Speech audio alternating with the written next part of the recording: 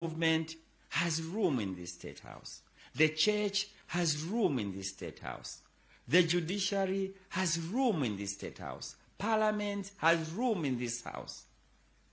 The business community, name them.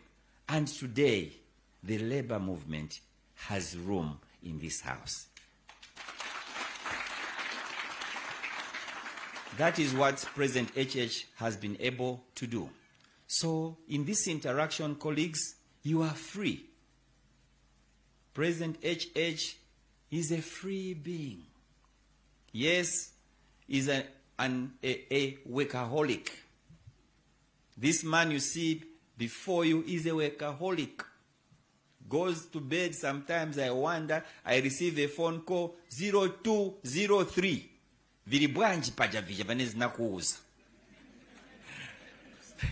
So it's brought in this new shift in terms of the way we are supposed to do things.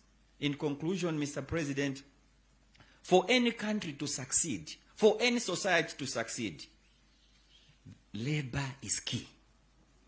Labor is key.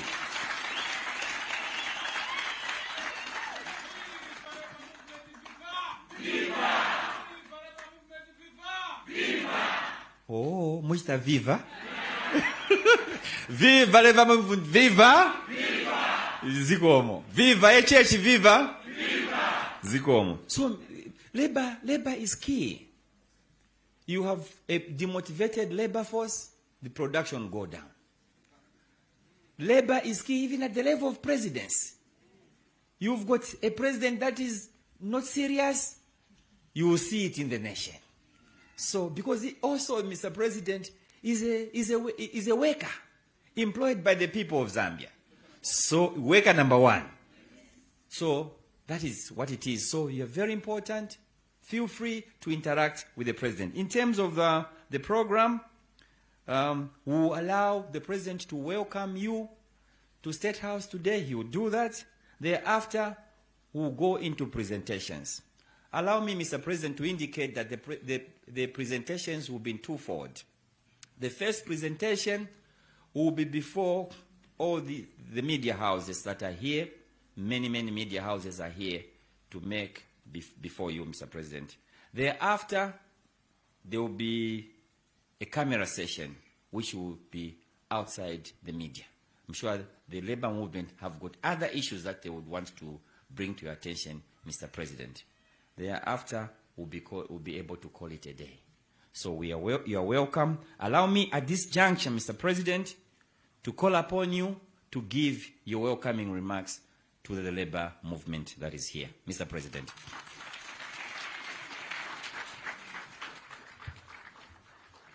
You may take your seats, please. Mungankare, Navekare Mkwai. Thank you very much. Let me start by acknowledging all of the leaders that are here, you, the leaders that are here, acknowledging your presence.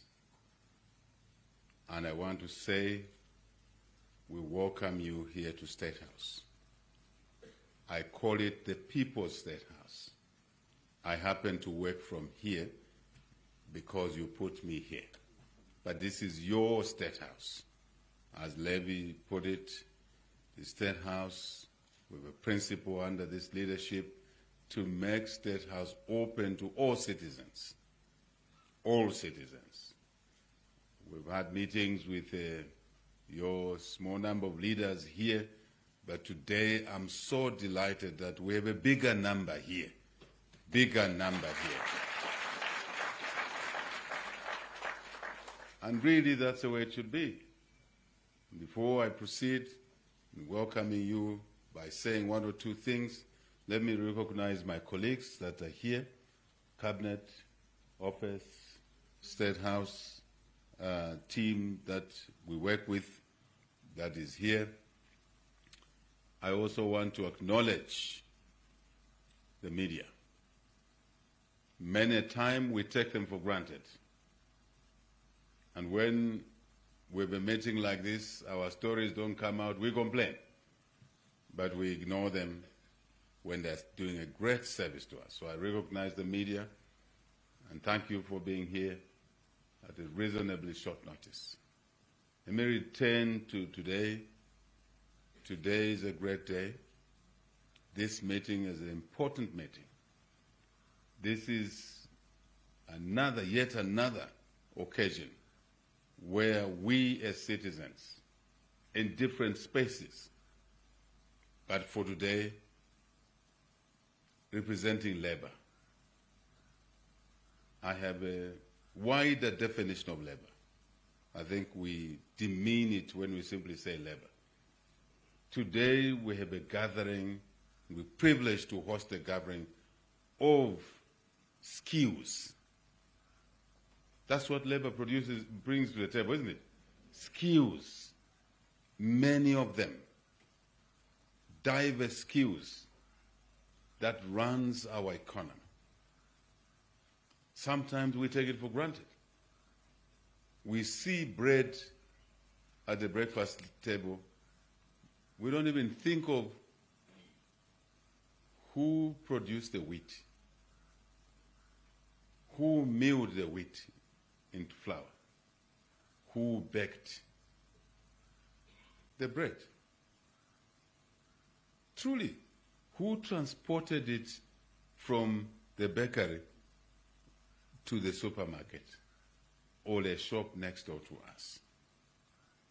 Right?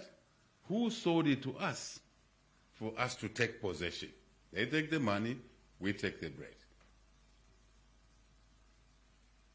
Besides that, who produced the wheat seed? Which engineers, which agricultural scientists worked on the variety of the wheat? See how long this story is. The scientists behind, the skills behind, the agricultural extension officers. And then we have the breakfast, which we take for granted. Who has made that possible? It's the skills that are organized properly by you, the leaders sitting here. We can take the banking sector, we can take the energy sector, we can take the education sector, the tools, we can take the judiciary. How do we appear in court? It doesn't just happen. There are processes, there are people, Amale, who are dedicated to providing justice. And when we appear in court, we take it for granted. Think of the medical field. Think of many other areas, pensions, everything. That's why I want to define you and the people you represent as more than just labor. Labor is a simplistic expression, like it's a simple thing. It's a depth of skills that you hold, you manage, you present to the economy that runs this country. I'm one of you, one of the definition is semblance of labor and skills here. You put me here to work for you. So, Mr. Mulala, I'm your member. I'm your member. Viva! Viva labor, viva! Viva! Viva skills, viva! Viva! I was a student unionist myself. Many people are unaware of that. We used to viva in our days. Great East Road campus there. So I am only trying to speak to bring context to how important this meeting is and what you do for the country and the economy in all sectors. My dear colleagues, and I want us as a nation to recognize the importance of the people in this room and what they do for the country. I hope someone will write a story properly. There's a broader definition. That's a context. That is what we take for granted. So thank you for coming here. To do what? To dialogue. To talk to each other. In a country like ours, which we can say has been stable, I'm the 7th president from 4 political parties, and each transition has taken place peacefully. It doesn't happen like that in other African countries. How lucky we are. Sometimes we take peace, security, stability for granted. Think of our neighbors, Eastern DRC, 30 plus years of turmoil. We're lucky. We have a duty to maintain this peaceful environment. For that to happen, we must hear each other out.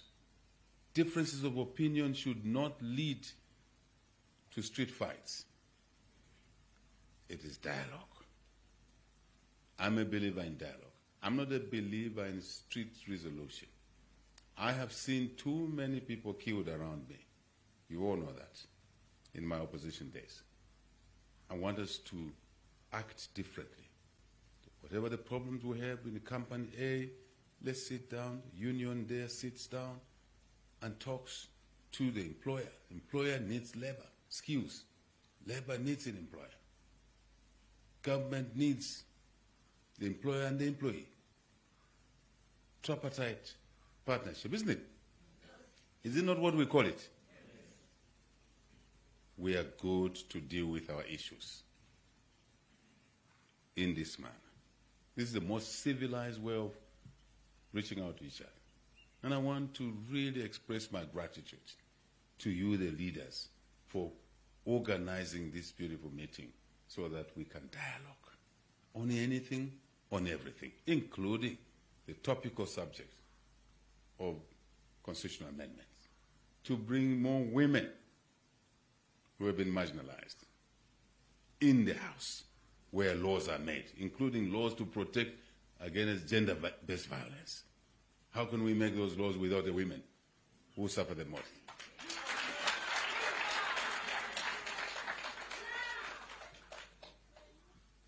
Viva Namayo, viva! Viva! Viva Namayo, viva! Viva! Viva gender, viva! Viva! Viva! Thank you. How can we continue making laws in non-house without the largest population profile, the youth? We want them in there. Open election has proved that it's not possible to get the numbers we need.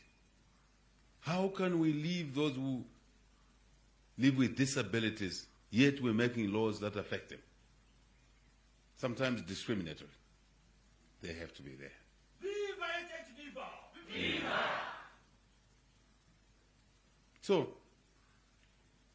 you are the mirror of the nation. And I want to say to you, you have great respect from this fellow here. Great respect. When I think of my teacher, what he did to me, to you, great, isn't it?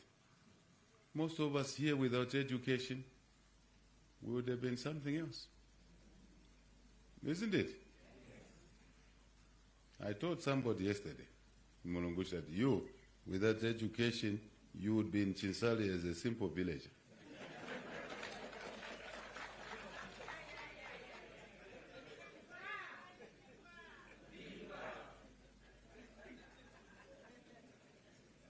And then I said, you and I would have been both villagers. You in Chinsali, me in Wengwa.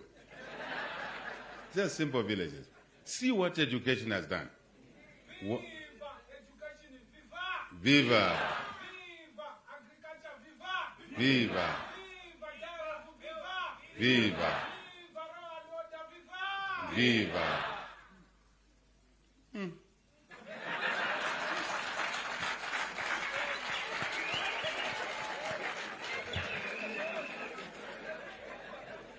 I must tell you, and appeal to you. I love this country. I hope you love this country. You love our country. We're here to do great things together. So once more, welcome, colleagues. Truly welcome. Thank you.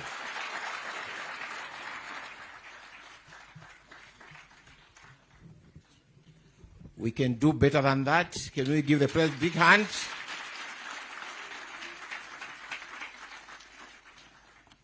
Thank you very much, Mr. President, for what you've shared in your opening remarks. My colleague has left for some other assignment, so I'll run through the program. My name is Joseph Lungo. I'm a special assistant to the president for police compliance. I work here. We shall now move into presentations. So the speakers, get ready to walk over here and do your presentations. I'll call you by name. We'll start with Mr. Peter Mwale from the judiciary. Mr. Mwale, please.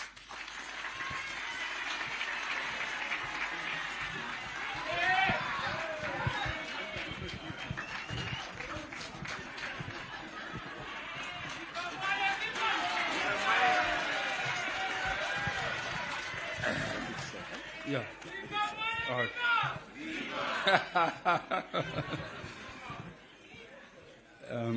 Thank you so much, Mr. President. Before I go to my speech, I was being told by Akwaso Alungu to make your speech short. But you see, as the unions, when you've got an opportunity like this, I'm sorry I will not make it short. It has to be long. I'm so happy today that I'm with the president. I know him personally. And before I even go to something, way. Yes. So with your permission, can I review something that we did with you? You know, I used to meet the president, Mr. Hakainde Hichilema, when he was in opposition, at Mr. Garin Kombo's place in Northmead. And I want to mention today that when he started propagating the partial withdrawal of NAPS, I'm one of those that advised him to do that.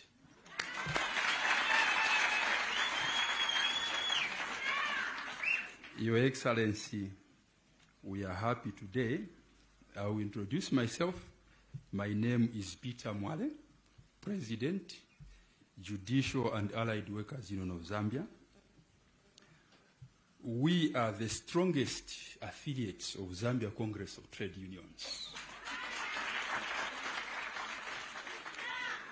Your Excellency, today is a great day.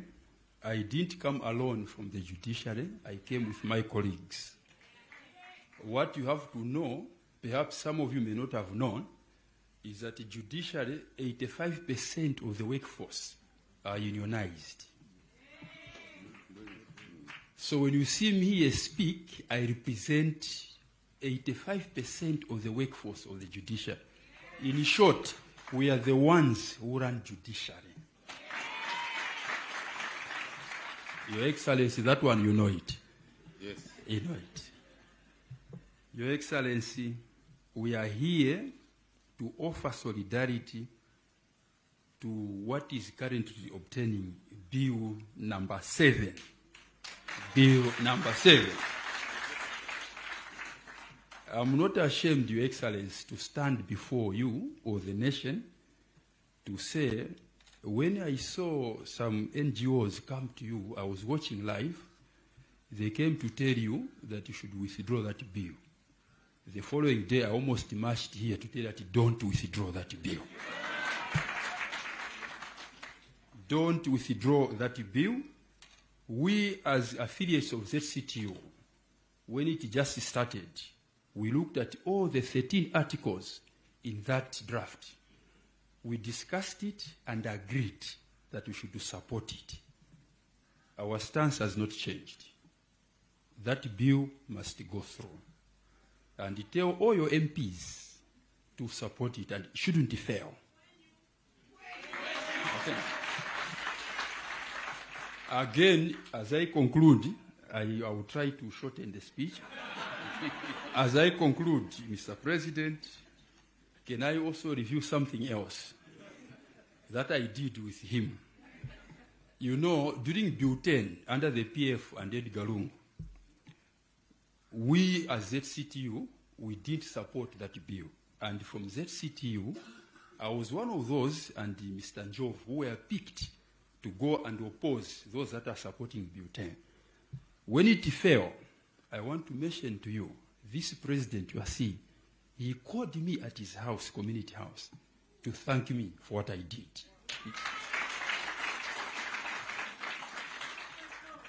He called me. So, Mr. President, the message I have is that we are with you. Don't even doubt. We are going to support you.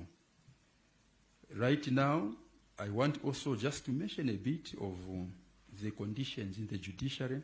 We know these are sector issues, but just in condition to say that our conditions are not very good, and we've already started the bargaining process. So at an appropriate time, we engage the relevant authorities. This is not a platform where I can go into details, but over and above, Mr. President, we want to say, may God bless you. Thank you so much.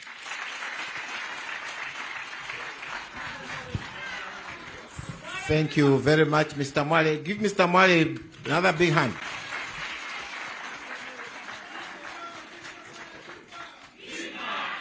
Sometimes in the family,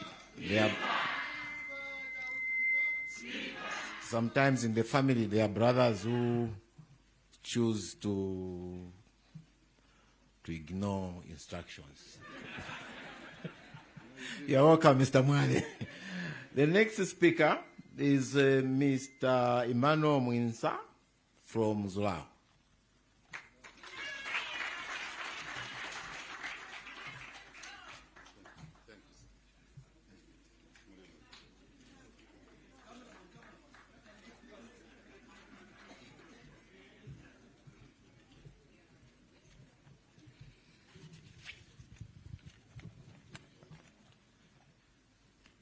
Thank you so much. Viva workers, viva! Viva! Viva workers, viva! Viva! Viva the president, viva! Viva!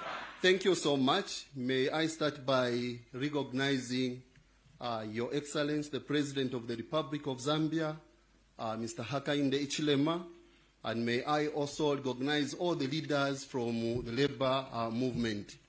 My name is Emmanuel Mwinsa, President from the Zambia United Local Authorities and Allied Workers Union, and I want to mention, Your Excellency, Mr. President, that the Zambia United Local Authorities and Allied Workers Union is one of the unions that affiliate to the Zambia Congress of Trade Unions, an historical union that has been the friend of government, that has been there for the rest of the workers in the country under our sector.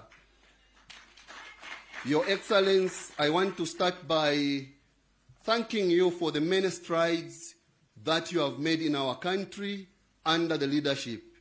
And I want to indicate, even before I speak to our sectoral matters, those that are under local government, to give you an assurance and an affirmative position that the local authorities workers in our country, from all the 116 local authorities, are in total support of the progressive 13 articles that are to shape our constitution under Bill 7. And there is no doubt that we shall be able to proceed, and all the workers. In fact, Mr. President, I want to mention that the local government sector is one of the key pillars when it comes to matters of governance, especially under the decentralization policy. Hence, such progressive articles that are pending to cause the amendments are those that are most welcome, and we shall stand to support the same. I want to indicate, Your Excellency, Mr. President, some of the issues that we want to highlight as part of the achievements that we've achieved together under your leadership. Number one, I want to indicate that where we are coming from President, we had a challenge of the untimely disbursement and allocation of the Local Government Equalization Fund. I think amongst those that showed sympathy at that time, when you were in opposition, Your Excellence and your leaders at that time, you raised and made it possible that you voiced towards the same. The Union wished to recognize the commitment demonstrated by the New Dawn administration in terms of the allocation of the Local Government Equalization Fund, which has resulted in local authorities' employees at least having some levels of stability in terms of the payment of salaries this far. Thank you so much. The next issue of commendation is the effective implementation of the decentralization policy. Mr. President, we wish to congratulate you, sir, for putting up a policy position in which local councils were identified. Let me just simply say the local government sector was identified as a vehicle that should be able to champion the devolved functions of government. I think at a time when this board decision was being made, I think those from the opposition, they were opposing and causing some doubts as though local authorities cannot be able to champion the devolved functions of government. But with your position, I want to indicate that we've seen this now being at the center stage in terms of implementation. To this, we want to commend you, Mr. President, and the New Dawn government in terms of this gesture that has been demonstrated. The second issue, Your Excellency, is the issue in the area of physical decentralization. I think this has been seen. It's quite unprecedented in the areas of the Constituency Development Fund, and we could see that many prospective governments in the past could resist. I think two elements, transferring the power to make decisions, authority, coupled with the matching resources, there was much resistance. But we have seen this being translated into the reality, Mr. President. And as the workers, we shall remain committed in ensuring that we do not disappoint you and the New Dawn government for this gesture demonstrated in the area of managing the resources prudently and ensuring that the resources translate into what it should take in terms of the attainment of the development agenda being championed. I want also to indicate, Your Excellency, over the transfer of the exclusive functions of central government. This is what I've already highlighted. I think even when the article or Act number 2 of 2016, the Republican Constitution was in place, there was resistance by the previous regime to transfer these functions. But the moment you took the reins of power as the Republican president, I think you have done so much in terms of the transfer of these functionaries to the local authorities. This, Mr. President, has not just come, it has also brought the full ownership of these functionaries by local authorities, because we've seen that the matching resources are there, the authority and power, and it has also made the citizenry to be closer to decision making. And this is why we are standing firmly to support Bill 7, because it will now complement on what has already been demonstrated. The other issue, Mr. President, is the depoliticizing of the markets and bus station. I think it was a bold decision. From the political position, thank you. Viva HH, viva! Viva! Viva HH, viva! Viva! Mr. President, it took you to make this bold decision, because it's a decision which has made political cadres to be out of the markets.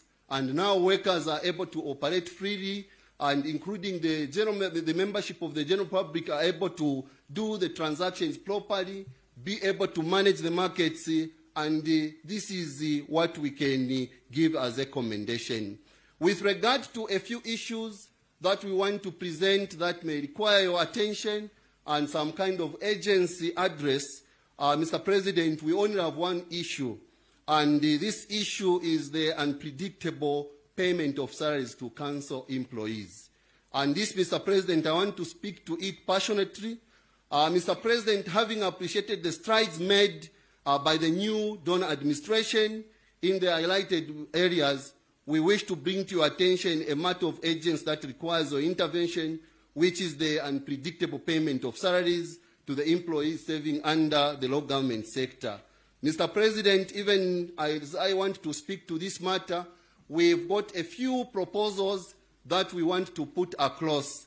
And regarding this matter is the issue that is a core to the implementation of a centralized payroll system.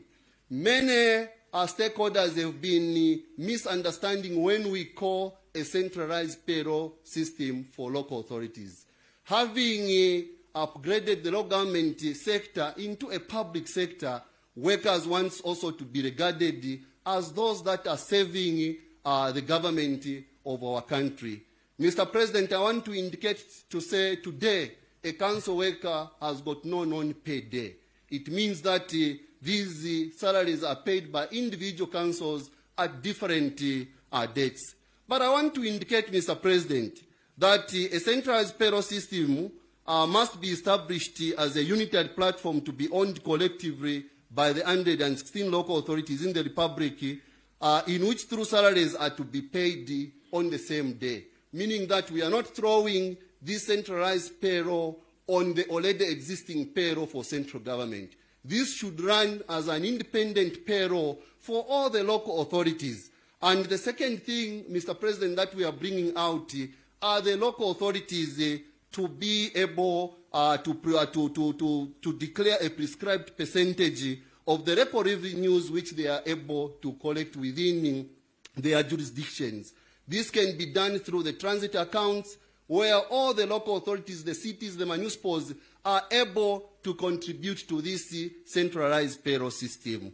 With the local government equalization fund, which has already been allocated, Mr. President, and to which we are appreciating, this fund, which is now, which was now amended by the law to become a supplementary funding on payment of salaries, this fund specifically will supplement on the already funds that are being collected by the local authorities.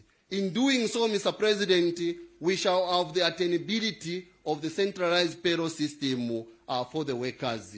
I want to conclude by stating, Mr. President, that in terms of how we can operationalize this centralized payroll system, it will bring in some good benefits.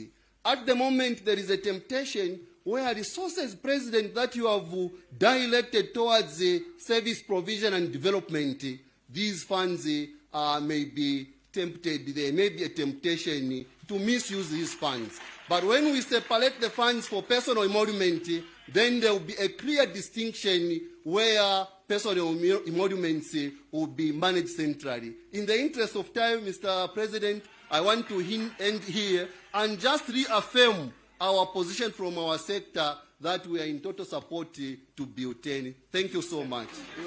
Bill 7, thank you. Bill, please, we are in total support to Bill 7. Bill 7, viva Bill 7, viva! Viva Bill 7, viva! Thank you so much, Mr. President. Thank you very much, Mr. Mwinsa. Can we give him a big hand again?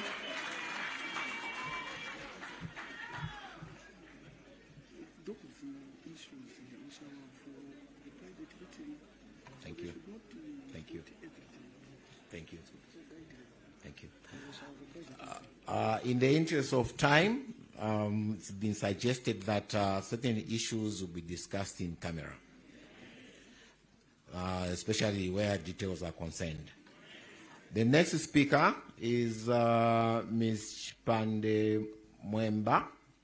Where are you? Thank you. She's going to speak for the women. Give her a big hand, eh? Thank you. Viva Namayo, viva! Viva! Viva women, viva! Viva!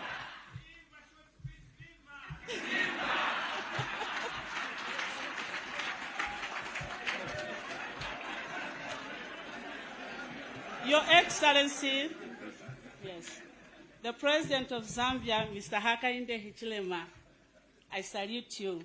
Allow me to ride on all the protocols already observed. Your Excellency, I would be failing in my duties if I did not acknowledge the tremendous development that you and your exceptional government have brought into our country. For the first time in the Zambian history, we have a female Speaker of the National Assembly. An achievement that has reflected the true spirit of the New Dawn government. We celebrate this era for its openness and commitment to uplifting the weak and disadvantaged in our society, especially the women. Your Excellency, your hard work is truly worthy of praise. You have shown yourself to be a God-given leader, our buddy, our true parent, who listens to the cry of the needy. We offer you so many quenus for the consistent walking the talk. As a woman, I deeply appreciate your numerous initiatives in the free education policy, women empowerment programs, youth empowerment efforts, increased support for women in politics, and expanded economic opportunities. These are just but a few to mention. These and many other interventions are what makes your government unique. They give us confidence and assurance that we are safe and valued under your leadership, Father of the nation, our body. The unions come before you today, not merely as an institution, but as a guardian of democratic values and good governance. I speak as a woman, as a leader and representative of hundreds of thousands of workers whose hopes and futures depend on a democracy that listens and responds. My voice today symbolizes a deeper truth. A constitutional process that seeks to renew democracy must also embody democracy. It must elevate women. It must include those long excluded. It must reflect the nation as it truly is. This is why a woman today stands before you, Your Excellency. Because of your true leadership, your genuine legitimacy, and democratic government that must be inclusive. For the sake of time, allow me to share just a few points, Your Excellency. Your Excellency, the constitutional reform is not a technical exercise. It is a national soul-searching. It focuses us to confront the deeper questions of our governance. Does our constitution reflect the people of Zambia today? Does it give every citizen a voice? Does it create accountability and strengthen institutions? Does it protect our democracy from erosion? Is it inclusive enough to carry our nation into the future? Today, the answers are clear and troubling. Viva women, viva! Viva! Viva Namayo, viva! Viva! Your Excellency, unions pledge to mobilize our members nationwide, support constitution, advocate for inclusive reforms, hold leaders accountability, promote any government that strengthens democracy. This is not partisan loyalty. It is loyalty to Zambia.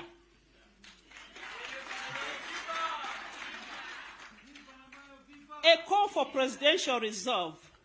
Your Excellency, you have chosen the right path. You have chosen democracy. You have chosen consultation. Now you must finish this journey. We as women urge you to ensure the technical committee concludes its work on time, present the amendment to Parliament swiftly, champion their passage with conviction, generate implementation before the 2026 elections, protect the integrity of this process from those who fear democratic inclusion. History will judge this moment, and it will judge the courage of your leadership, Your Excellency. Closing words from a woman leader. Viva Namayo, viva! Viva! Your Excellency, I stand here as a woman leader because of the future constitution. It must open doors wider than they have ever been opened before. I stand for the women of Zambia who deserve representation, for the youth who deserve opportunity, for persons with disabilities who deserve visibility, for workers who deserve a voice, for citizens who deserve a government that listens. This reform is not for one group. It is for a nation ready to claim its democratic destiny. Your Excellency, if these amendments succeed, Zambia will remember you as the president who strengthened democracy when it matters the most. Your Excellency, allow me to end my speech for the sake of time. Thank you. Viva woman, viva! Viva woman, viva! Thank you very much. Ms. Mwemba. The next speaker is going to speak for the youth. It's Mr. Ezra Sekelan Zulu. Mr. Zulu, may you come to the podium. Viva youth, viva! Viva youth, viva! Viva workers, viva!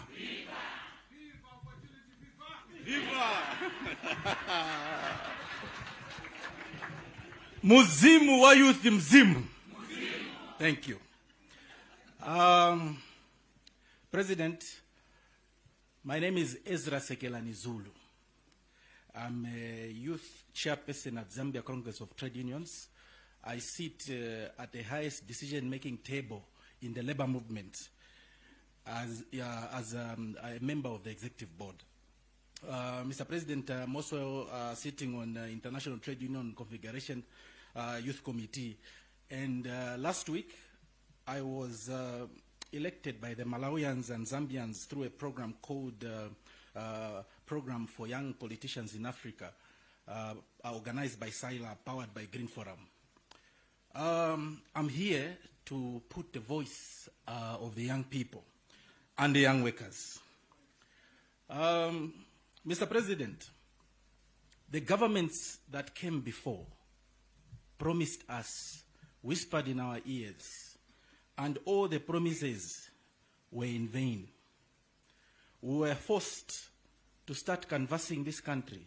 We went to Sesheke, we went to Shangombo, Chavuma, Ikeleng, we went to Vubwi, we even reached the Chama South.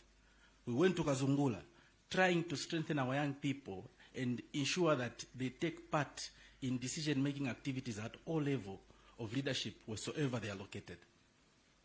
Mr. President, where these people sat, who were there before, they told us that we are the future leaders, but they made sure that where they sat, that future never came.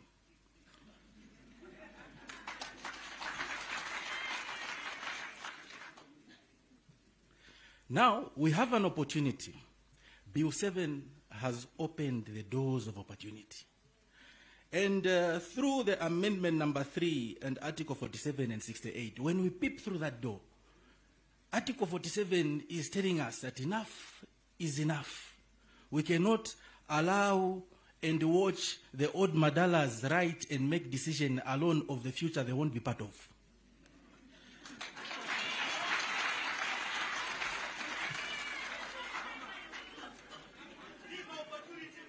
Viva! When we peep, viva! When we peep again, President, the Article 47 is telling us that you young people, you do not have enough resources to compete with the old Madalas. There are seats here reserved for you. And as a young people and youths of this country, we've decided to enter that door. And we appreciate your government and would like to indicate that there is no any other better succession plan than allowing us, the young people, to take a seat on the decision-making table in Parliament.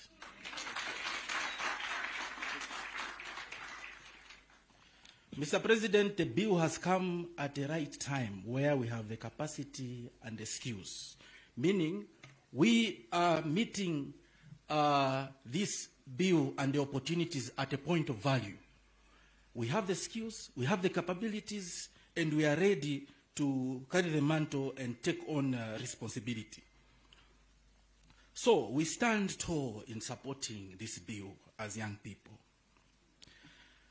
And the young people are saying we do not have enough time. We need to recommend that your government swings in action and enact this bill. I really appreciate it. Thank you so much. Thank you very much, Mr. Zulu. The next speaker is Mr. Cornelius Chituka. Mr. Cornelius Chituka.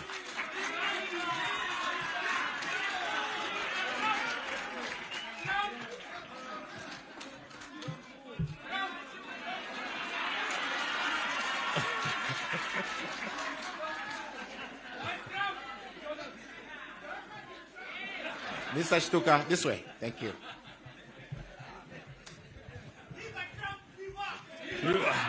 Sure. Viva workers, viva! TZCU! TZCTU! Viva!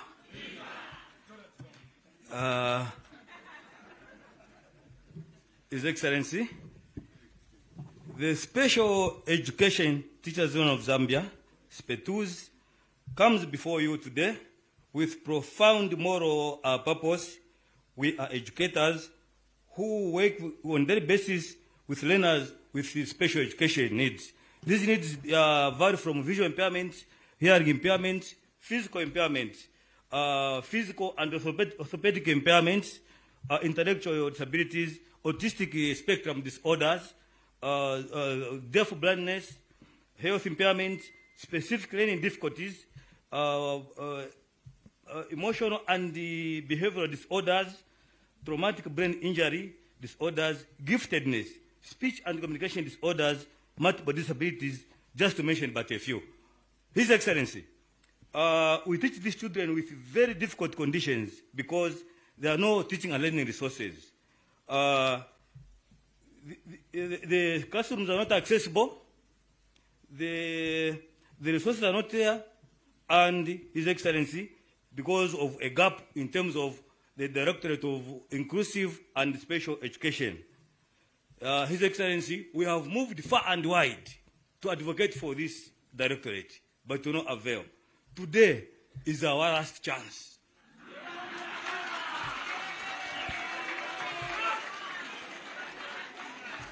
His Excellency, today is our last chance because today, His Excellency, you are going to give us a directorate because after this one fails, then our only hope is Bill 7. His Excellency, we witness the learners will witness their capacity to do well despite their difficulties. As the representatives of persons with disabilities, we do not come asking for charity, His Excellency, or accommodation. We come asserting a fundamental principle of human dignity, His Excellency. Persons with disabilities are not problems to be solved. They are citizens to be included. They are leaders to be elevated. They are voices to be heard. Bill 7 makes this possible. Viva! Viva! Your Excellency, we discussed with my colleagues that we are going to say much of this in the other meeting because the speech, His Excellency, is big. However, His Excellency, the first plea is we don't want misinformation amongst our members. The first plea, His Excellency, is that we are asking for intervention to have this bill, Bill 7, transcribed into accessible format, which is Braille and large print, so that our citizens can also be on the same page, not the way they are being misled by certain quarters of society.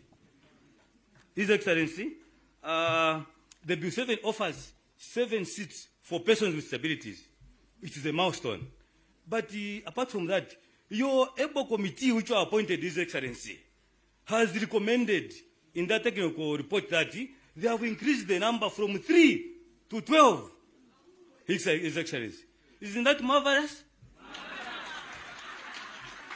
His Excellency, we are depending on you for this one. That you are going to provide leadership. Chapwa. His Excellency, as I conclude, in the best interest of time, I want to appeal to you, His Excellency, that on the political battlefield, it's not easy. Our members have been called names. Look at the councillor in Chipurukusu, Piri. He was called a half chicken because he moves on a wheelchair. And he was told, you people are going to vote for this half chicken. So these are the issues that we are bringing to your table, His Excellency. That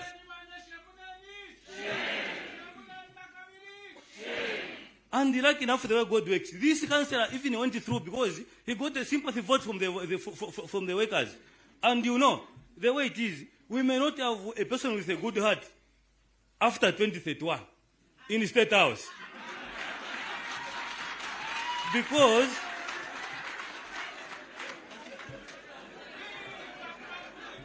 Viva!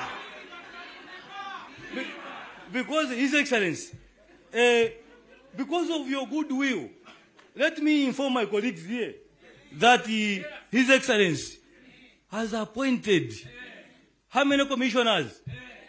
6 commissioners. This never before this has it's unprecedented. His Excellency.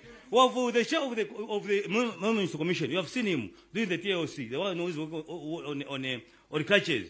We have got the commissioner at the Teaching Service Commission. Your commission, our commission. We have got the 2 people at the Civil Service Commission with disabilities, visual impairment, Lusa Kabemba Chimbira, and the commissioner Santa Bantu.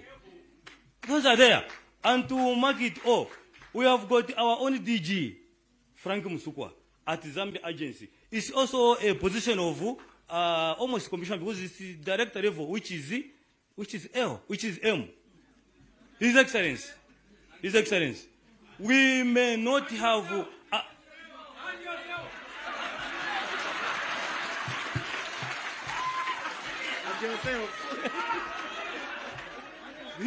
His Excellency has listened, and myself.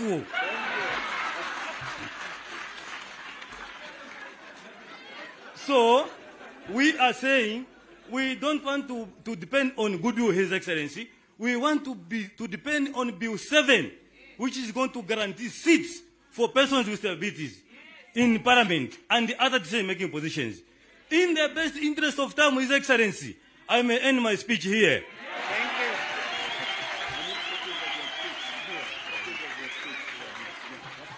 you. Thank you very much. Just a reminder, may we please have copies of the presentations so that we can work on them. Thank you very much. Give him a big hand again. The next speaker is Mr. Monga Mupuna, going to speak for the quasi institutions. Mr. Mupuna.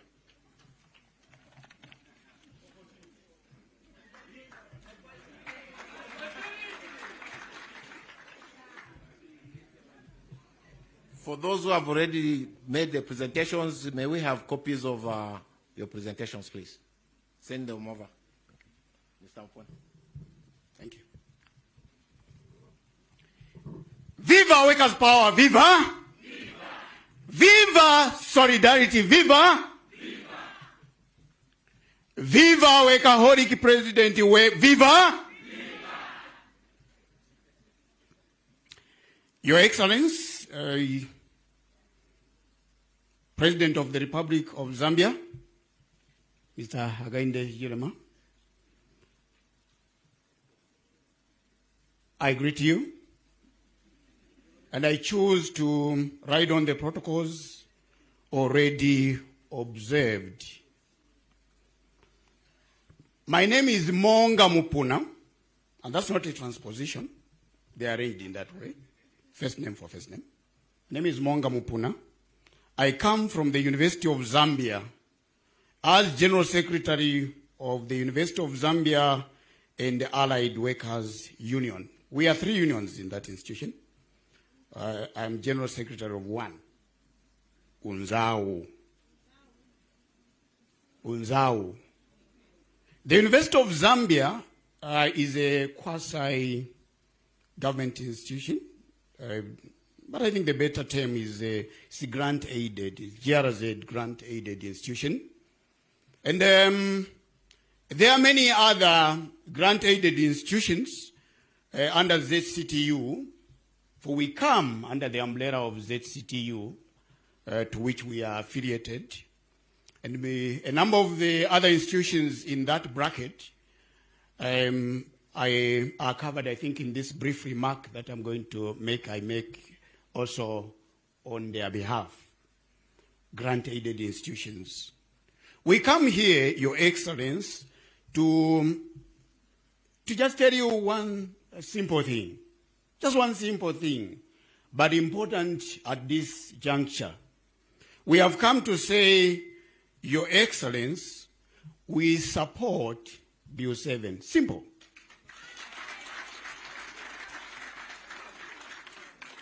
We support Bill 7, and we wish to encourage other citizens of Zambia across the spectrums of this economy, wherever they be, that would be of help in influencing the passing of this bill, to come on board and support it. In order for me to speak maybe in just 1 or 2 lines, in the interest of time, let me put it this way.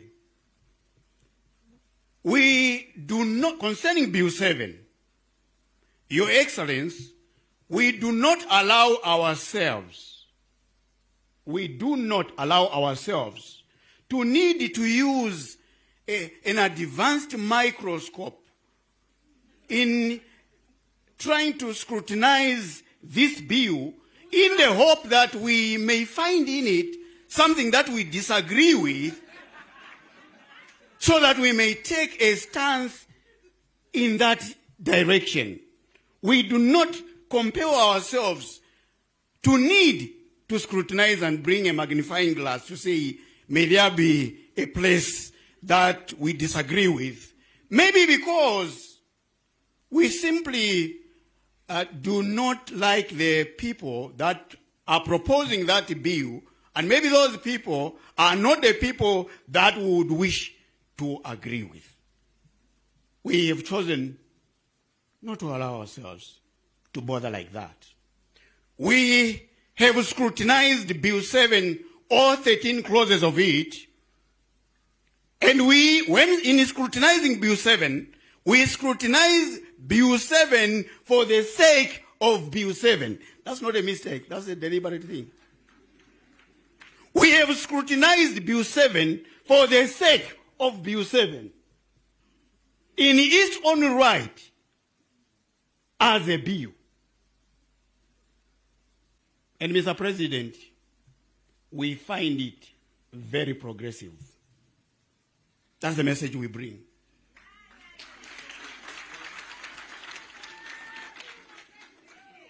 We do have a few, just to spice maybe this stage, because it's not every day that you get to meet the Republican president.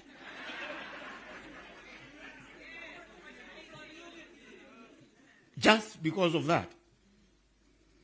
May I just make mention of the fact that, like any other sector, like any other cluster of trade unions under this great republic, under your governance, we do have challenges that are specific to this sector, quasi grant-aided institutions. I think I'll just single out 2 in about as many minutes. Just two in about as many minutes. The first being a challenge that relates to our engagements with the Monuments Commission. Your Excellence, our life as trade unions is one where we cannot do without engaging with the Monuments Commission, because by law, they now become the office that gives mandate to the institution's management to have space within which to steer in as far as they are creating the conditions of service for their workers. And in that regard, we have encountered challenges that relate to the law that creates the office. We want to put it that way. The law that creates the office, in our view and in our experience, requires repeals and amendments to enable the Monuments Commission to be a facilitation for the smooth, efficient, and effective running of these sectors in as far as the establishing of the conditions of service are or is concerned. At the moment, the structure of the Monuments Commission and its operations are serving to disrupt rather than to facilitate for the smooth flow of things. As we speak, Your Excellency, we have several of these institutions, quasi or granted aided institutions, still grappling to negotiate for conditions of service for the year 2025, 14 months beyond the schedule. The second and last of the challenges relate to funding. We want to commend this government wholeheartedly for increasing in many of these institutions the grant allocation year upon year. We commend this government. However, with that increase of the grant, we believe it would be a good doing if there could be a deliberate program, deliberate arrangement, whereby the grants, the monthly grants, would be released deliberately on a tri-monthly basis, quarterly basis of the year, quarterly basis, as opposed to monthly basis, because thereby the institutions concerned would be able to plan and would also be able to come up with pay days for the institutions concerned. As we speak, institutions like the University of Zambia itself has no proper pay day because month upon month they have to seek for the release of the grant, whose release may not relate necessarily to a specific date, so as to have a nameable date as the pay day. Last, on funding, has to do with the struggle that the institutions are going through as a result of legacy debt. Legacy debt. Many of these institutions, financial or accounting sections, accounting departments, are grappling with debt that has been on the necks of these institutions from as years far back as we may not need to mention, because I think this legacy story is all over. It is our proposition that though this issue is very serious, or this problem is very serious, Your Excellency, it's not beyond the ability of government to do good about it if we believe just a moment or two of government's time was to be allocated to paying critical attention to it. As we speak, in areas like the University of Zambia, I think you might have heard, Your Excellency, from reports that there are people who are trying to do things in the unorthodox way, maybe dance in the streets and anything like that, that is less than civilized. But it's all just because of these issues, and which we believe government's attention of a few moments could resolve and put to an end. In the interest of time, I thank you, Your Excellency, for giving this space. Thank you. Thank you very much. Give Mr. Mupuna another big hand. Thank you. The next speaker is Mr. Davison Kandela from the education sector, sir.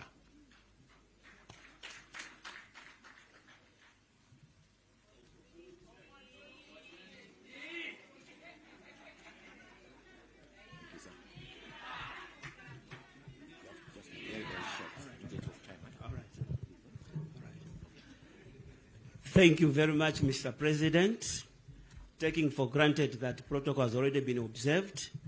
And I want also to thank my colleagues from the labor movement who have delivered justice in ensuring that we also codify our stance when it comes to Bill number 7. Mr. President, I want just to remind ourselves to say that the aspect of constitutionalism has not started today. It started some time back.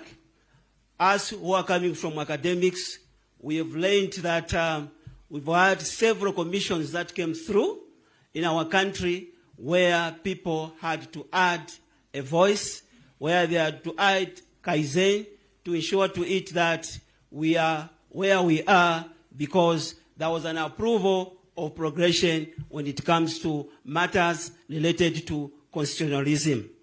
What I'm saying at the moment, Mr. President, coming from the education sector, I wish to indicate that we have got masses, those that do research, and having done our thorough research in terms of Bill number 7, we have found it fit, Mr. President, to endorse it without any sense of shame. Viva Union, viva! Viva, viva Labour Movement, viva! Viva! So I want to indicate, Mr. President, that my colleagues have already spoken on the important reasons why we need actually to codify Bill number 7. Mr. President, the Bill number 7, what it brings on the table, especially in the Republic of Zambia, if at all of us, we tilt the compass to support it. Number one, it strengthens parliamentary legitimacy. What I mean by this, Mr. President, is that we have a lot of people outside there, especially when it comes to proportional representation in terms of women and youth. These are in numbers. So in Bill 7, we've seen that women and the youth have been actually included, which is a plus because we'll see progression and also divergent views. Number two, Mr. President, Bill number 7 comes into play to give us actually an endorsement of support because it will improve on the policy of equality when it comes to actually inclusivity. This, Mr. President, has not happened, especially if we look at all the constitutions that have been there. I can assure you, Mr. President, that when it comes to matters of politics and campaign, it's not easy for a woman actually to go outside and campaign. Why? Because sometimes campaigns, politics can be rough. Now, with this particular deliberate policy, with this particular article enshrined in Bill number 7, we see to it that a woman has been given actually a permanent position to be included so much that she can also add a voice. Another thematic area why, Mr. President, from education sector we are supporting Bill 7 is that Bill 7 is going to reduce what I can term as conflict through genuine inclusion. Because right now, women are crying outside there. Youths are crying outside there that we are not actually included when it comes actually to national matters because somehow, somewhere, the Constitution sidelined them. But going forward, Mr. President, with this Bill number 7, we see to it that it will be well balanced when it comes actually to racial representation between women as well as also the youths. The other reason why we want to endorse Bill number 7, coming from academics, Mr. President, we need actually to realize that this Bill number 7, once actually it is enhanced, it will promote what we call gender equity and also promote the appearance of our friends with disabilities. And this is a plus, Mr. President, because it will ensure to it that our colleagues who have got disabilities, they add also Kaizen, productivity, efficiency to ensure to it that this country moves forward, Mr. President. Viva Union, viva! Viva Labour Movement, viva! In simplicity, Mr. President, we are coming from academics. Education sector has got numbers. We teach these children from different jurisdictions across the country. And we are aware that in our Bill number 7, which is being crafted now, and we learned that there are so many submissions, the inclusion of constituencies, it will allow those places where our MPs were not reaching to reach there and ensure to it that the aspect of CDF does business, constructive schools, health posts, so much that a Zambian child is actually saved accordingly. Mr. President, I wish to indicate that we shall be with you when it comes to Bill number 7. Traditionally, I never introduced my name, Mr. President. I decided to do it at last so that you don't forget, Mr. President. Mr. President, I am Defson Kandela, that is my name, coming from Progressive Educators Union of Zambia as the president there, and also I am the national trustee representing the Federation of Free Trade Unions of Zambia. Mr. President, I wish to thank you for according us this opportunity, and we also request God to continue guiding you. May God bless you. Thank you.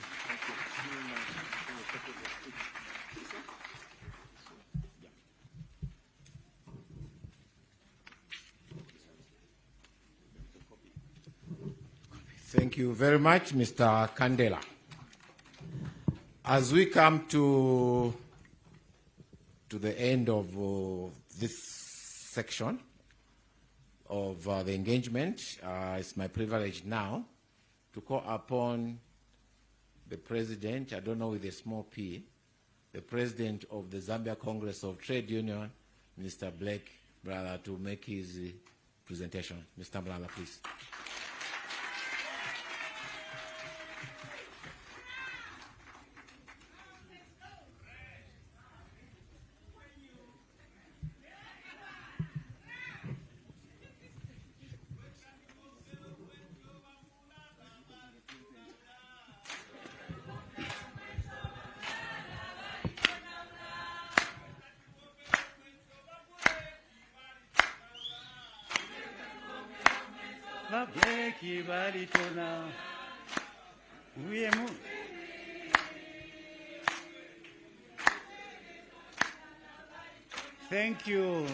Thank you so much. Thank you so much.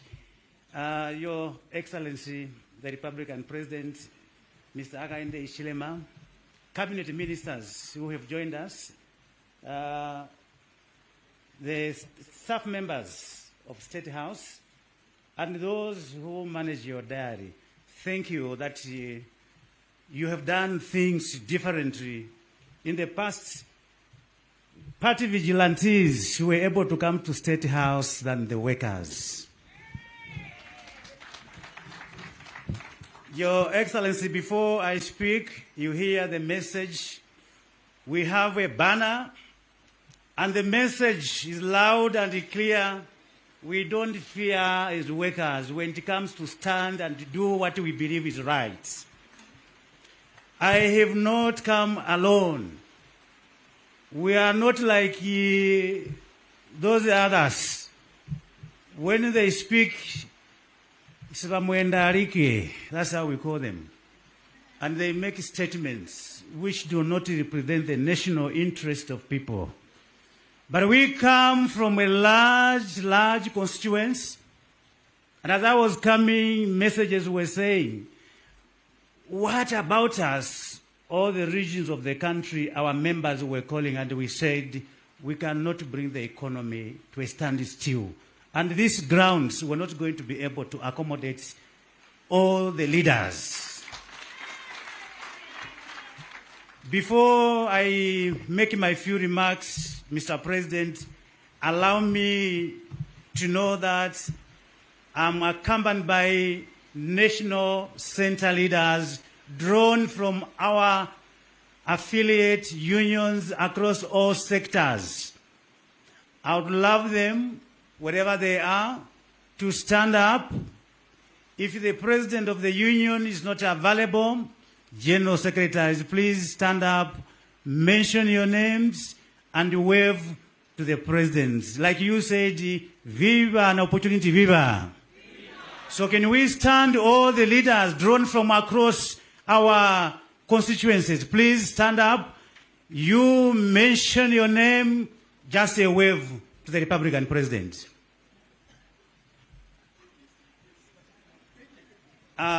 We start with the front row as you go, please.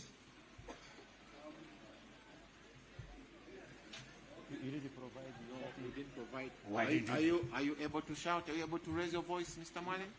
Please. Okay. Yes, yes, hands. My name is Peter Mwale, President Judicial and Allied Workers Union of Zambia. How are you, sir?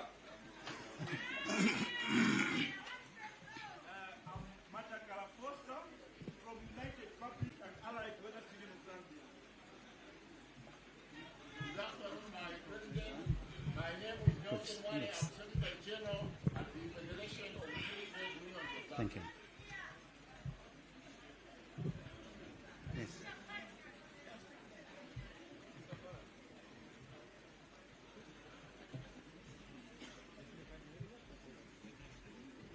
If we can't get you, please, one by one, come in front. That's the best way. Yes.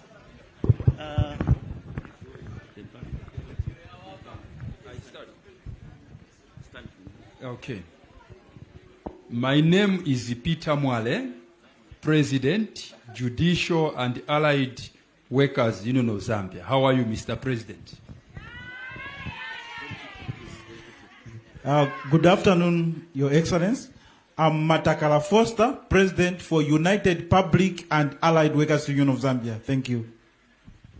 Good afternoon, my President. I'm Nelson Mwale, Secretary General of the Federation of Free Trade Unions of Zambia. Thank you. Good afternoon, President. Joy Bene, the Secretary General of Zambia Congress of Trade Unions. Good afternoon, Mr. President. My name is Catherine Kantumoya Chova, the President for the Zambia Revenue Authority Workers Union, the Women and Men in Taxation. I'm also the Deputy Secretary General for the Zambia Congress of Trade Unions. Thank you, sir. Good afternoon, Your Excellency and your team. My name is Poch Pimo, President for the United Teachers Union of Zambia, and also Vice President for the Federation of Free Trade Unions of Zambia. Thank you. Good afternoon, Mr. President. My name is Mizeroji Yuga, President, Hotel Catering Tourism and Allied Workers Union of Zambia, also a board trustee member under Zambia Congress of Trade Union. Thank you. Good afternoon, Mr. President. Gilala Fabian is my name, President for Amalgamated Rural Teachers Union of Zambia. Atus. Mr. President, good afternoon. Mr. President, good afternoon. My name is Vincent Makondo. I am the General Secretary of the Judicial and Allied Workers Union of Zambia, JAUZ, and also a board member of the Zambia Congress of Trade Unions. Behind Peter Mwale is General Secretary Makondo. Thank you very much, Mr. President. Good afternoon, Mr. President. My name is Emmanuel Mwinsa, President of the Zambia United Local Authorities and Allied Workers Union, abbreviated as ZULAO. Thank you so much, Mr. President. Good afternoon, Mr. President. My name is John Matthews, Zambia Union of Security Officers and Allied Worker. I am President. Good afternoon, Mr. President. My name is Givers Monga. I'm the President for United Truck Drivers and Allied Workers Union of Zambia. Your friends, the truck drivers. Good afternoon, Mr. President. Mwetwa Richard is my name, Executive President for the Dynamic Teachers Union of Zambia. Free Kwenyu to free education. Good afternoon, Your Excellency. My name is Sally Tembo, youngest serving General Secretary from the United Health and Allied Workers Union of Zambia. Thank you. Good afternoon, Mr. President. My name is Sendoi Thomas, President for Educators Trade Union of Zambia. Thank you. Good afternoon, Mr. President. My name is Mileji Pauline. I'm the President of the Kwame Nkrumah Academic Staff Union. Thank you. Good afternoon, Mr. President. My name is Malama Joy Mwansa. I'm coming from the aviation industry, from a union called Airways and Allied Workers Union of Zambia, and I'm the General Secretary there. Thank you.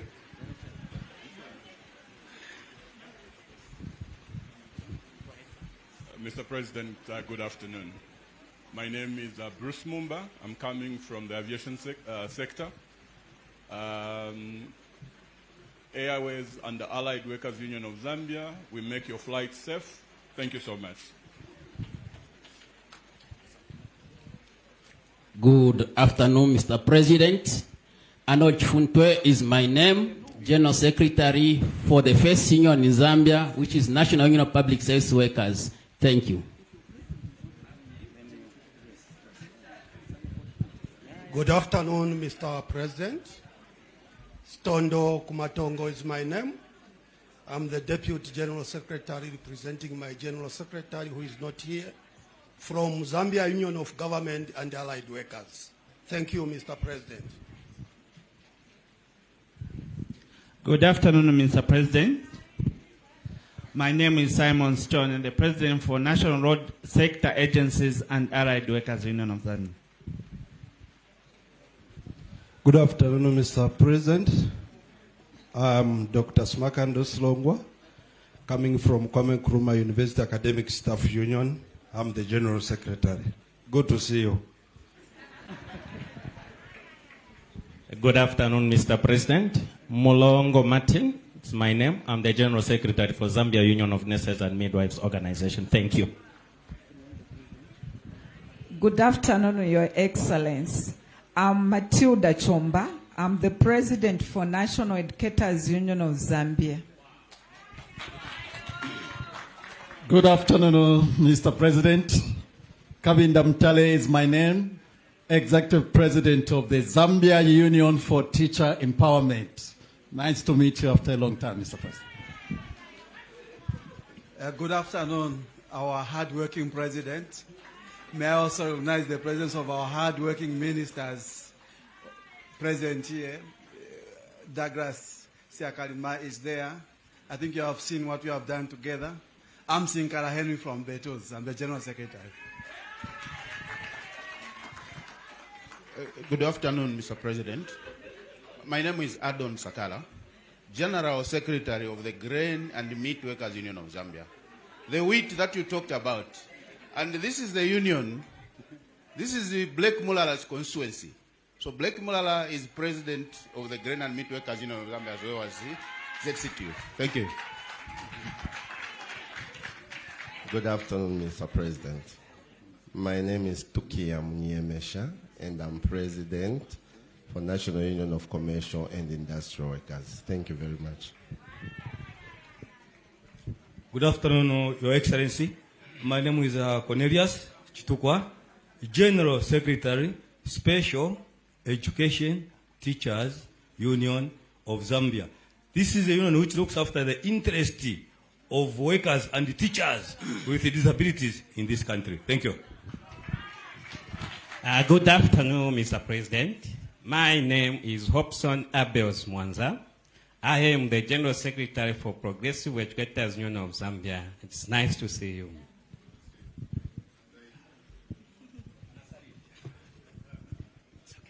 Your Excellency, good afternoon. And how are you?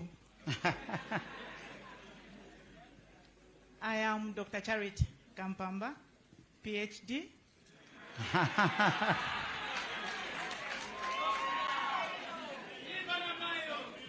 I happen to be the General Secretary of the National Union of Public and Private Educators of Zambia, NUPEZ. Viva Namayo, viva!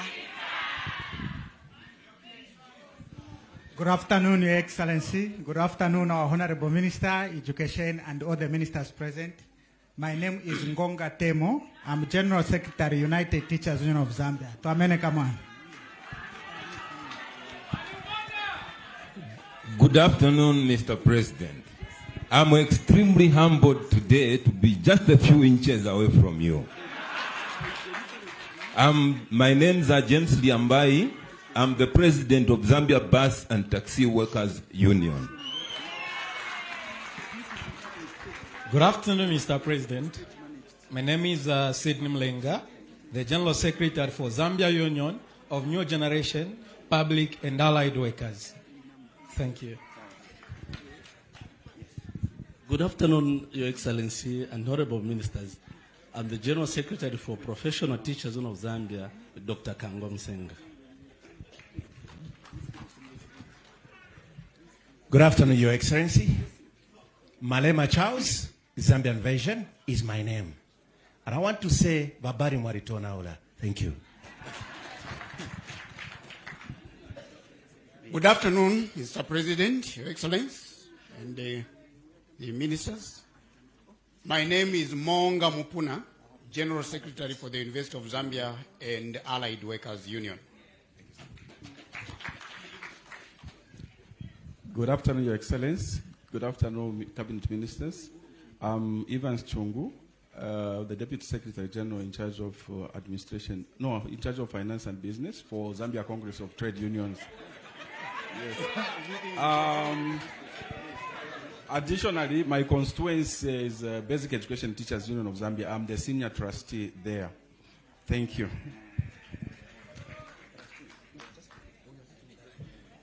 Good afternoon, Mr. President. Makai Makai is my name. General Secretary for the Civil Servants and the Allied Workers Union of Zambia, the union which invited you in Livingston in July. It is the union where Comrade Joy when it comes from as Secretary General for the ZCTU. I'm greatly humbled, sir. Thank you. Good afternoon, Mr. President. My name is Howard Kaleva. I'm the president for the Zambia Union of Broadcasters and other information disseminators. What a time to be alive. I thank you to be near you. Thank you. Good afternoon, His Excellency. My name is Sekelani Ngambi. I'm the president for the National Teachers Union of Zambia. It has been nice meeting you, President. I'm humbled. Afternoon, Mr. President. My name is Apatson Gundapiri, the General Secretary for United Public and Allied Workers Union of Zambia. Thank you.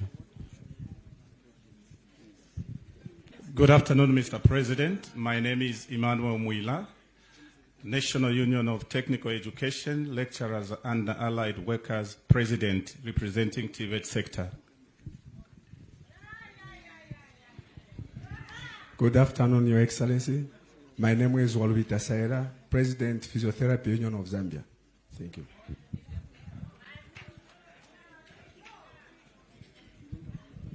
Good afternoon, President. Good afternoon, Cabinet Ministers. Indeed, President, it's an honor that today I speak to you personally. I'm here as Deputy General Secretary for Secondary School Teachers Union of Zambia. Thank you.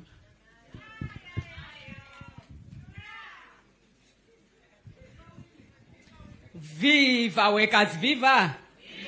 Thank you. Good afternoon, Your Excellency. Good afternoon, Cabinet Ministers. Today, I'm very happy to see you just nearly there. Otherwise, I come from Railway Workers Union of Zambia, the goods train that transport our mini meal to Congo. Please use us. I am also the trustee under Zambia Congress of Trade Unions, headed by our able President Brek Mulala and our SG Joywen. Thank you.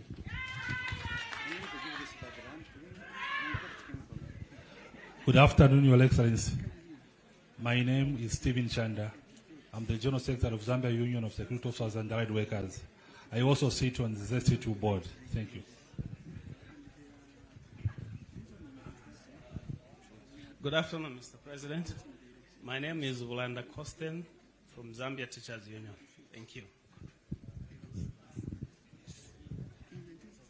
Good afternoon, Your Excellency. Good afternoon, Cabinet Ministers. My names are Mwene Nagweza, Executive President for Zambia Union of Professional Educators. I'm happy to be here. Thank you so much.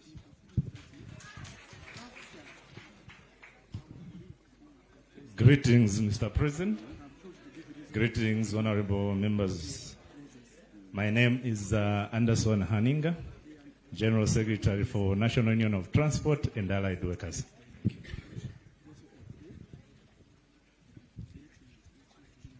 Good afternoon, Mr. President. Good afternoon, our honorable ministers.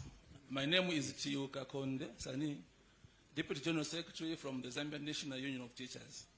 Thank you. Greetings to you, Mr. President.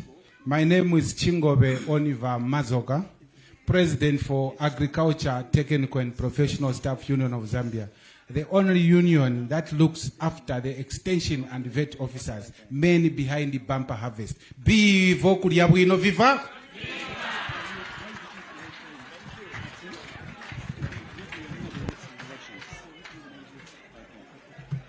Thank you. Thank you. Thank you so much. Mr. President, the introduction was necessary to send a message that we did not pick these leaders, men and women, from the streets.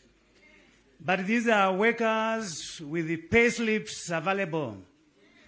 And when the worker stands up, those who are brave enough, they know what a united force of workers can do.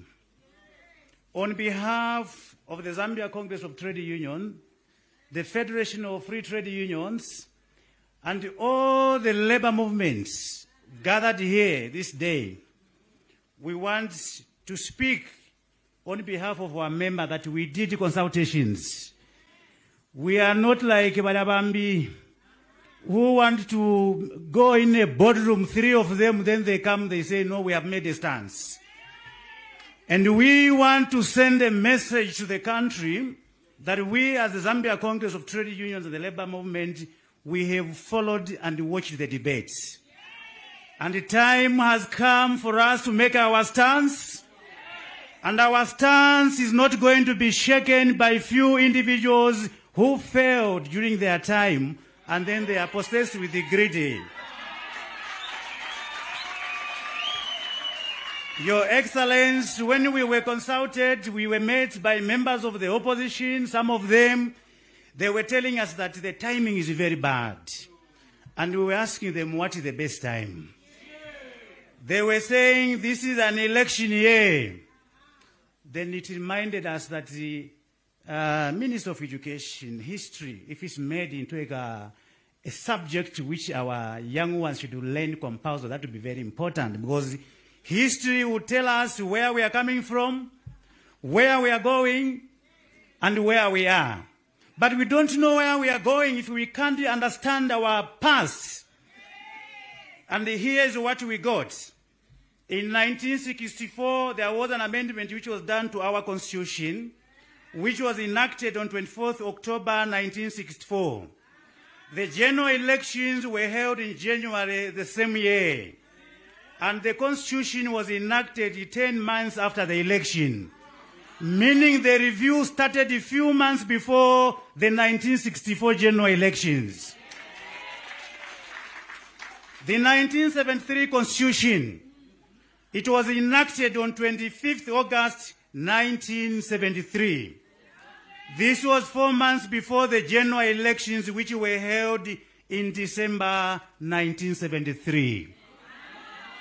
Check your history. This is the message we send to them. Issues of national importance must not be personalized. It's not a political party. It's not about the UPND in power. It's not about President Hakainde Hichilema as an individual. Other presidents have done it before, and they are not there. This is a national process. 1991, the Constitution was enacted on 30th of August 1991. This was 2 months before the general election, which were held in October 1991. So where is the time here? The 1996 Constitution enacted on 28th May 1996, it was 6 months before the general election, which were held on 18th November 1996. Fast forward, 2016 Constitution Amendment, which is currently in effect, was enacted on 5th January 2016. This was 7 months before the general elections were held on 11th August 2016. The big question we ask is, where were you? And why now? Mr. President, you may wish to know that the labor movement in 2019, trade unions were united, and we opposed the famous Bill 10. Bill 10 was opposed by the labor movement because they had a provision which was trying to take away the rights of workers. You remember that, fellow workers? Wekanga salipo. Wekanga salipo. Hey. Hey. Hey. Thank you so much. Thank you, colleagues. Thanks so much. We are proud to report to you that this morning, the Zambia Congress of Trade Union took a stance before the Select Committee. And here's our message to the parliamentarians. Remember, you are voted by the workers. Are we sending the rightful message? Remember, the workers are the voters. Do the best in that house. If you don't do that, the workers will take care of you. This is a message we have left our parliamentarians. This is a progressive bill. We have gone through it. We have checked it. We are very happy that it's not tampering on the rights of workers. This is the reason why the workers are gathered here to give solidarity and support to Bill 7.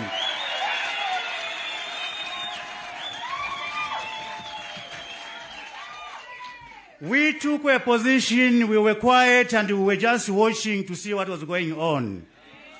We saw some men of God. This is a worry coming from the Congress and the labor movements. Mr. President, we want to make mention that we are deeply worried about some, I don't know whether to call them men of God. I don't know, because we shall know them by their fruits. But if a man of God begins to change their pulpits into political arenas in their churches, that's a very bad trend which they're treading on.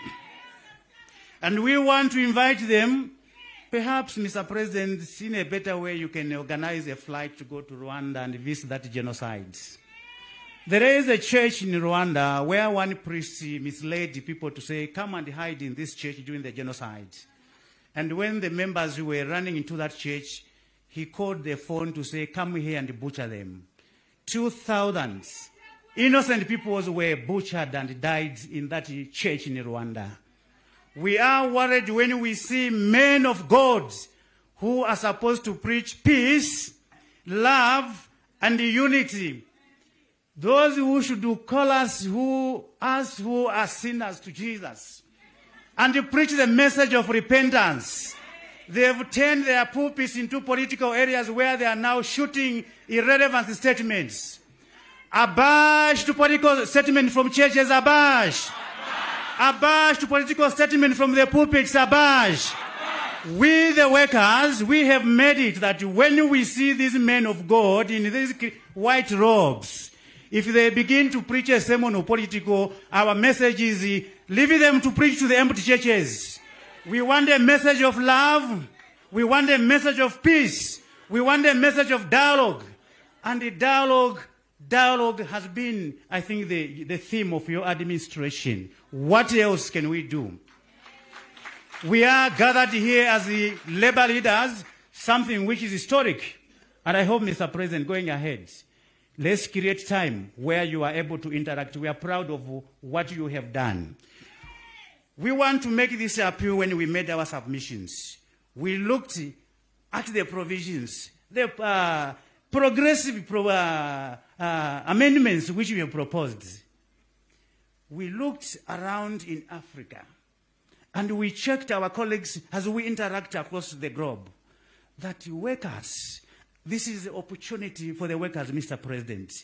The labor movement deserves to have a seat in parliament. They must be given a slot in parliament as labor movements. Out of the positive proposals which you made, thou shalt not remember the workers. Please remember the workers on that proposals. To you, cabinet ministers around here, we are nominating you as our ambassadors. Let's work together with the labor movement so that from the labor movement, we need to have parliamentarians. This is possible in Uganda. When we meet with our colleague, they say, this one is a member of parliament because the constitution allows that. Our constitution is not a dynamic book. It is a document which responds to the changing times in which we live in. We gave a record of how many presidents have have amended the constitution. And we want to send a message to the youth, to the women, faith groups. Don't be misled by those who have no issues but greed and hate. This is the opportunity for us as workers to stand together and move Zambia to a different level where something new will be done. We are here, Your Excellency, as we have made our submission already at Parliament, and allow me as I close. This is the support from the labor movement. The whole labor movement stand with the bill number 7. And we want to see that that bill must be enacted. Members of Parliament, we are not making threats. But the reality, I want to repeat, the workers are the voters. Disappoint them at your own peril. Allow me to end now by submitting, Your Excellency, what Congress has submitted before the Select Committee. I thank you.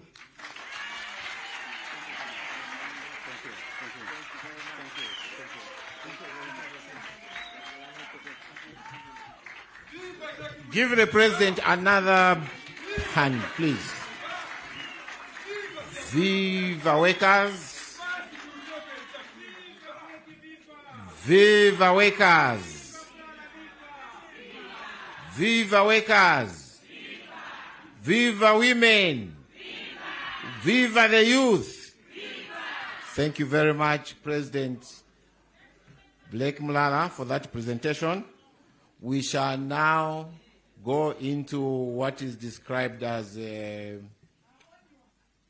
camera.